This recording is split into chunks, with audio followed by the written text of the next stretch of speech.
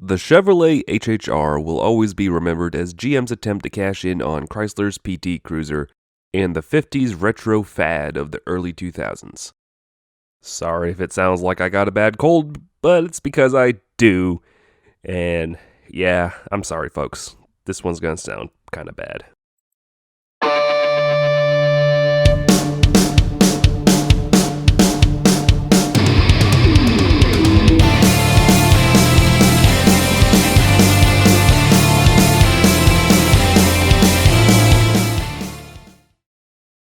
Any car person will look at the Chevrolet HHR and say, "This looks like a knee-jerk reaction to a Chrysler PT Cruiser."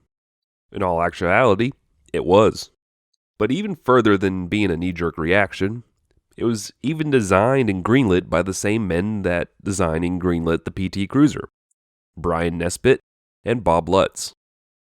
For whatever reason, Lutz liked the idea of a 50s-themed wagon/hatch.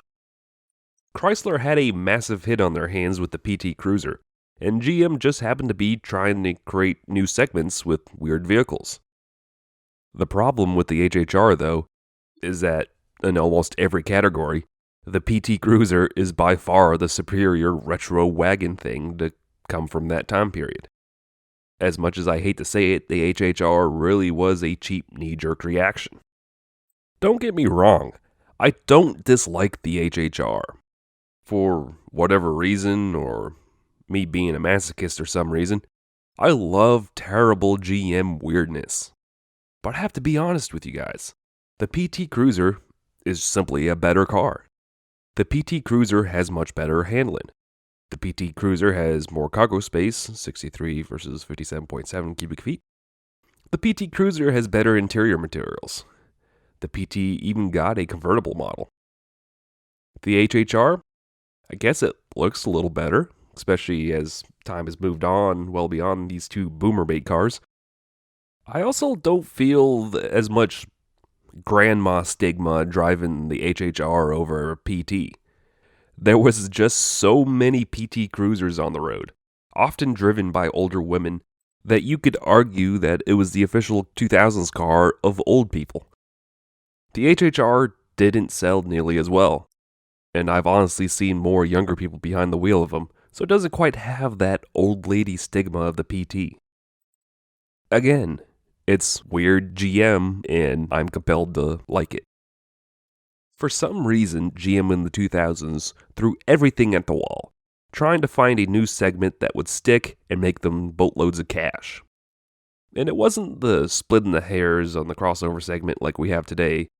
It was midsize SUV with an exposable cargo area, a line of minivans that look like SUVs, and retro convertible pickup sports car, whatever it is.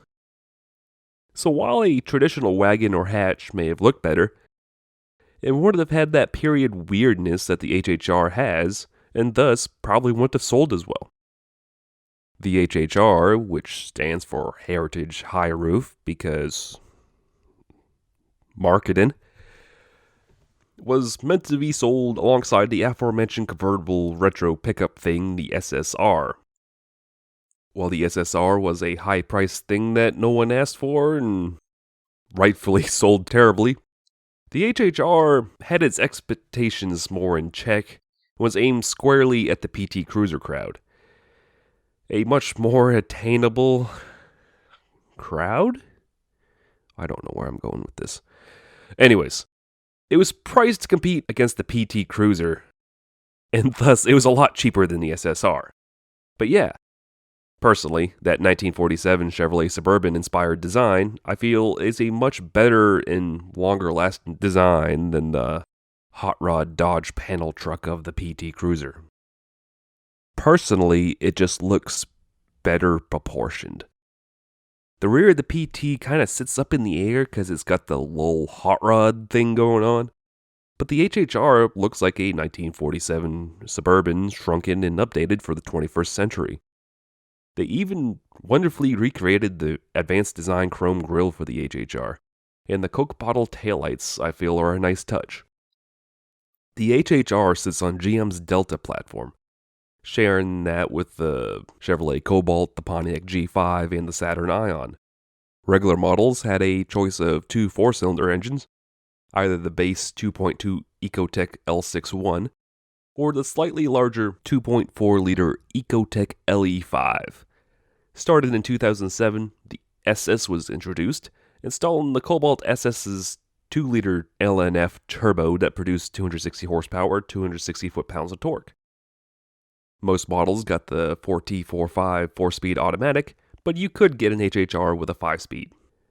As expected, a mid-2000s, 50s, 40s inspired small hatchback certainly has a bunch of little quirks and features that you would expect from such a thing. Such as, there's no center console. Instead, there's the almost touching armrests from the front seats. There is a replacement storage bin, and it sits on top of the dash. Neat. The rear seats fold flat, like a good wagon. However, this also means that it sort of has a high load floor. It's nice and flat, but due to the design, I feel the cargo area isn't used as well as a PT Cruiser. Moving on to the hatch, to close you have this little hand pocket deal that you often see on hatchbacks from this era. Now, the hatch doesn't close on its own because it's not heavy enough. So this handle thing is only really useful until the hatch is halfway closed. Then you have to put your hand on the paint and close it, which defeats the purpose of that little handle being there. The HHR also has these little chrome door handles on the inside, but for some reason they open opposite of where you would expect, or at least what I would expect. Now, doing a little digging, apparently these things like to break off, so the fact that these are in one piece in this particular HHR is something that the owner has going for him. Now for driving dynamics, yeah, it's a period compact GM car. It's not fast, it doesn't have superior driving dynamics. It's just there. Yeah, it drives just like my old Saturn Ion. It's light, but the 2.2-liter Ecotec is also slow. The steering's just fine. It's not offensive, it's not floaty or anything, and it does the job. It doesn't really inspire you to do any high-performance things with it. The PT Cruiser, meanwhile, just feels tighter. The neon base suspension feels firmer, and the suspension is tighter. I honestly don't remember the PT I drove 2 years ago feeling as sluggish. Now my Ion, I will admit, is sluggish. My boss also happens to have a PT Cruiser convertible which has a turbo engine, and that thing isn't really comparable in terms of performance, but that's a surprisingly fun driving car. I've had zero experience with an HHR SS or even a Cobalt SS, so I can't really tell you how they compare to the turbo PT Cruiser, but I can tell you right now, just a base model PT Cruiser, it's a surprisingly well-driving car. The HHR drives as you expect it would. It's simply uninspiring, just there. Another thing I noticed that visibility is kind of iffy.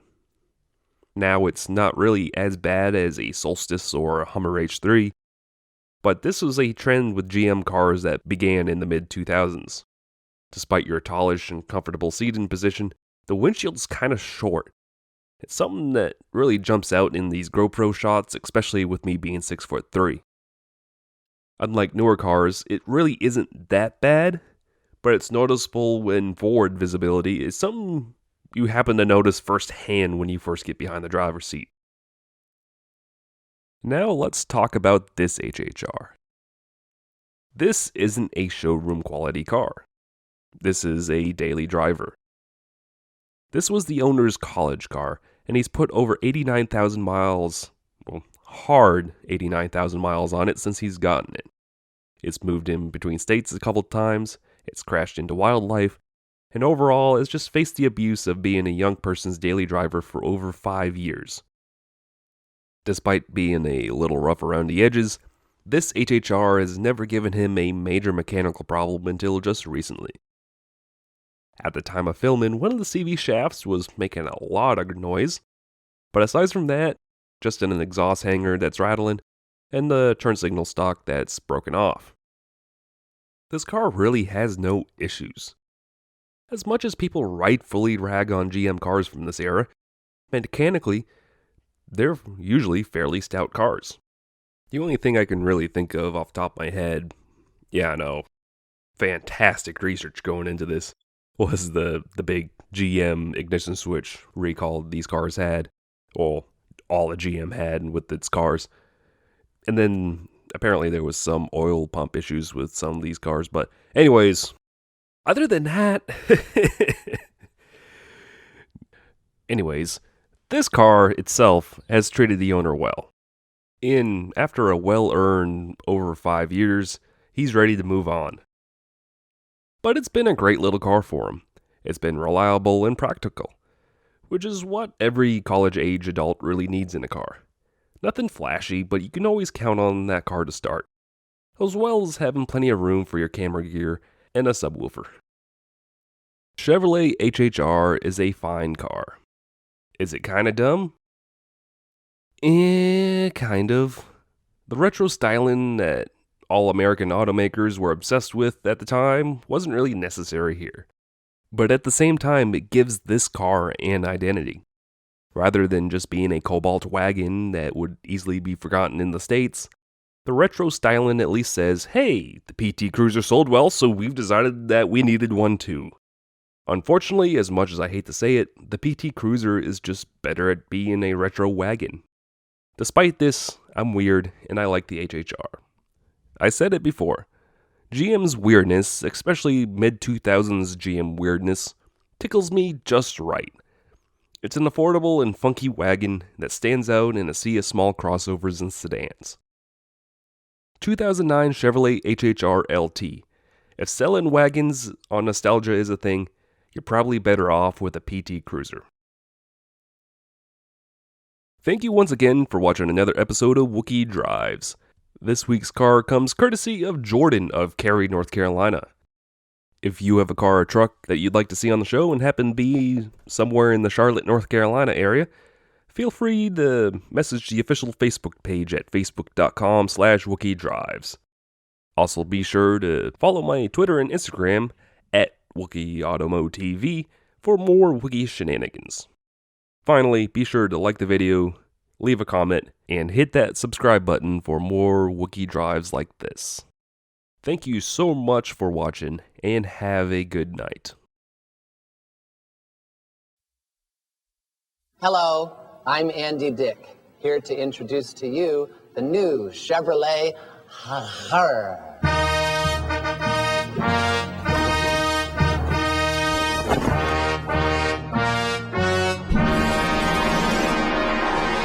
It has 4 wheels and 4 windows, 6 windows that go up and down with just a touch of a button. It comes in 3 delicious colors, gray, black, and charcoal, which is basically a darker gray. Who's there? Value. That's who. And it's safe. It's got seat belts and airbags.